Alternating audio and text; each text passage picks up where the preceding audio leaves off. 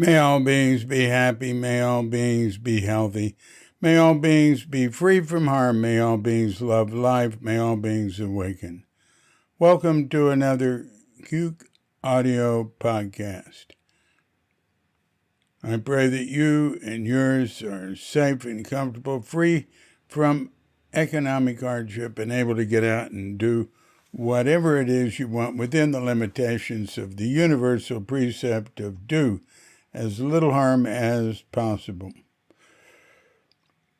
So today I'm going to read more from the Haiku Chronicles. This is, I think, the fifth. Nope, it's the sixth installment.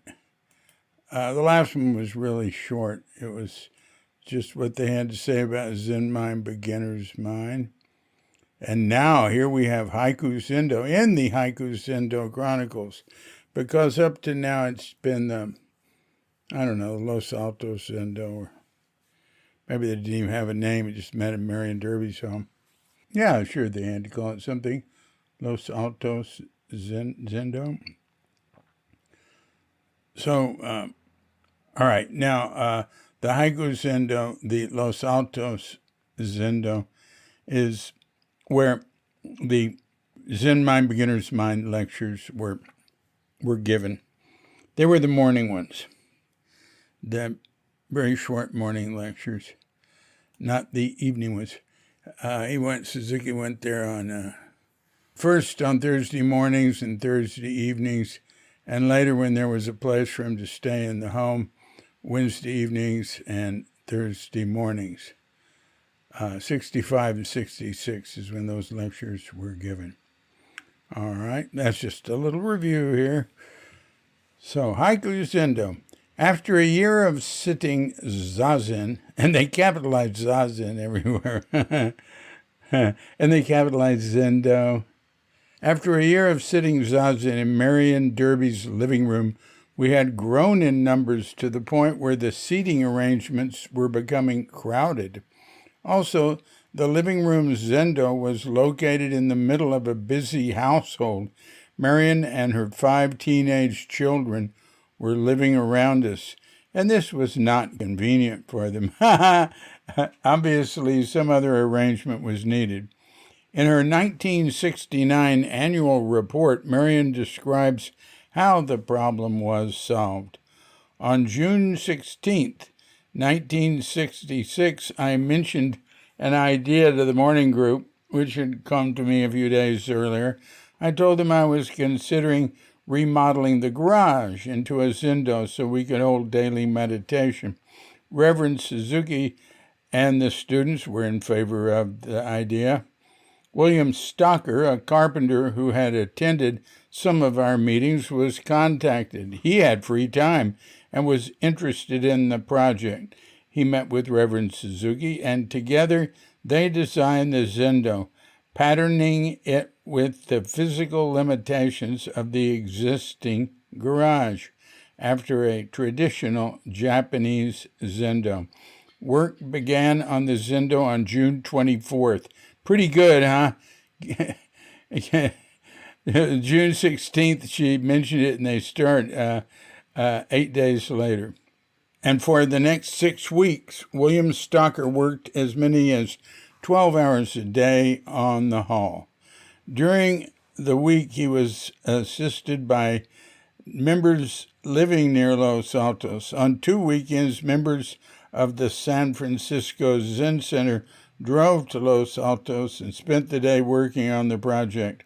William was a good foreman, and the amateur laborers did a professional job. The only outside professional help besides Williams was the electrical work and a small plumbing job. We all helped work on the building of the new Zendo in Marion's garage. Everyone wanted to do something, however small. I remember Barbara Kaiser and I painted the outside wall, which faces the street. Of course, Roshi and William did much of the work. We depended upon them completely for directions as well as decision-making. The two of them went to the lumber yard and carefully picked out each board for the floor and the platforms. I remember Pat Harrisoff of Zen Center one Saturday assisting Roshi as he measured and sawed lengths of wood. They were enjoying the work very much. Haiku Zendo was named by Marion. She chose the name for the new Zendo because there was room for 17 cushions. Haiku has 17 syllables. The tatami platforms in this Zendo are chair height for a particular reason. At this time, Duke suffered from a fused disc in his spine. It was impossible for him to sit cross-legged. The platform to your right as you enter the door is made so that it can be pulled out from the wall. Two people can then sit there as if in a chair, yet facing the wall. Even with this help, sitting was painful for Doug beyond any pain the rest of us would know.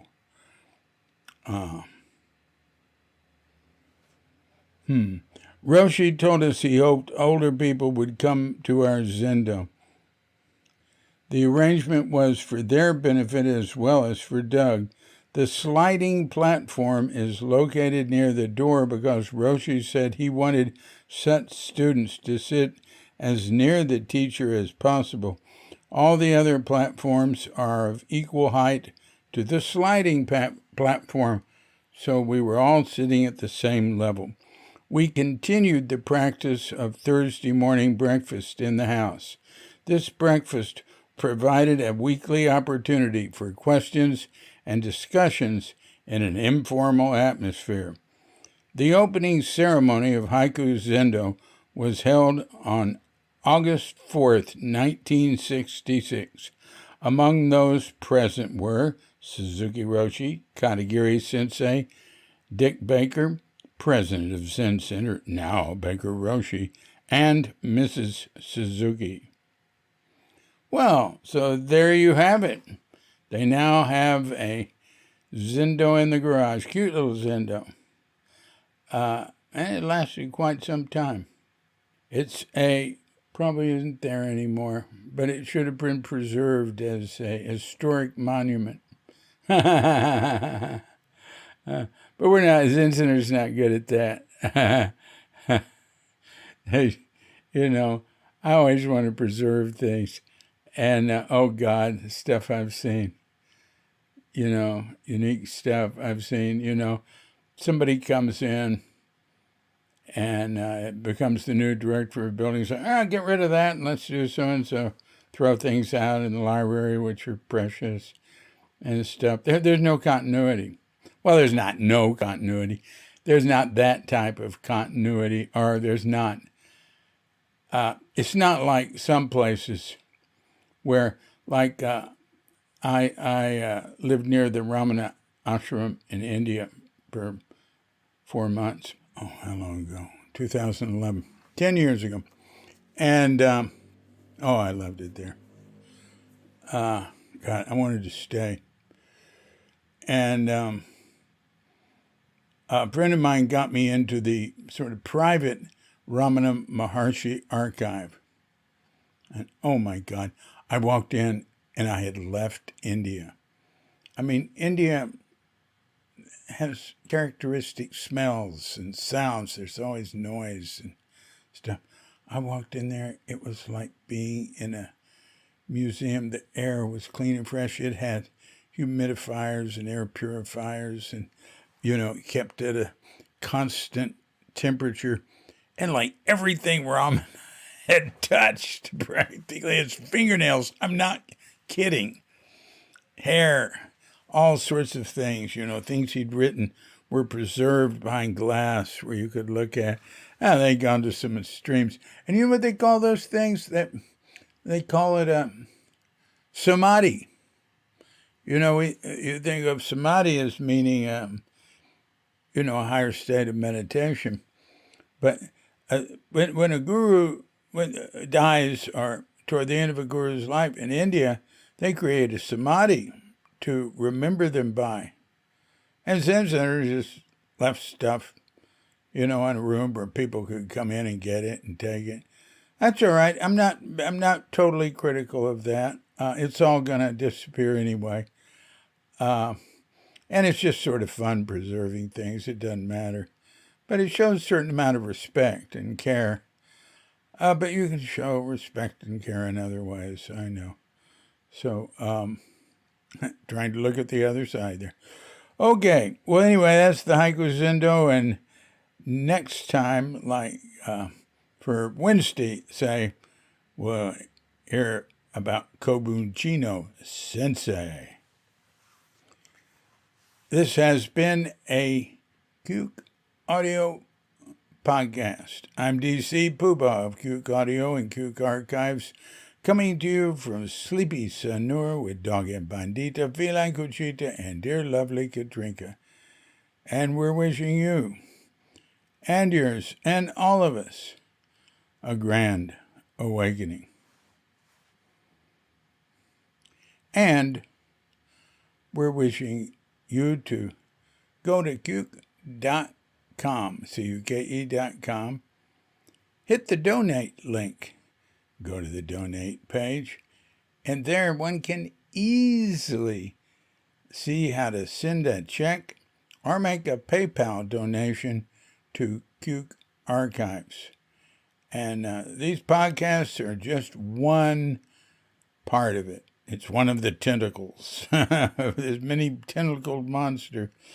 And there is constant work going on of various types. I call it Cuke Archives, preserving the legacy of Shunryu Suzuki and those whose paths crossed his, and anything else that comes to mind. And people are always telling me, oh, you're so devoted to Suzuki Roshi, I really appreciate it. And, if devotion means paying attention to it, then all right. But it's not just him. It's like all of us. It's not just people who knew him. There's concentric circles. And it's like a picture of this period of history, of this wonderful time when, all these connections happened and people came from all over, or people came through books. They might not have left home. Might be a paraplegic that hears about it. But whatever can fit in this hologram, or whatever I can find that fits in the hologram and get down in the record that I have time to get to, I like to do. So if you want to help support that, we keep running on donations, I will tell you. There's a little bit else coming in. But without the donations, like being on a rowboat in the ocean that had holes in it. Okay. Thank you very much. Take care.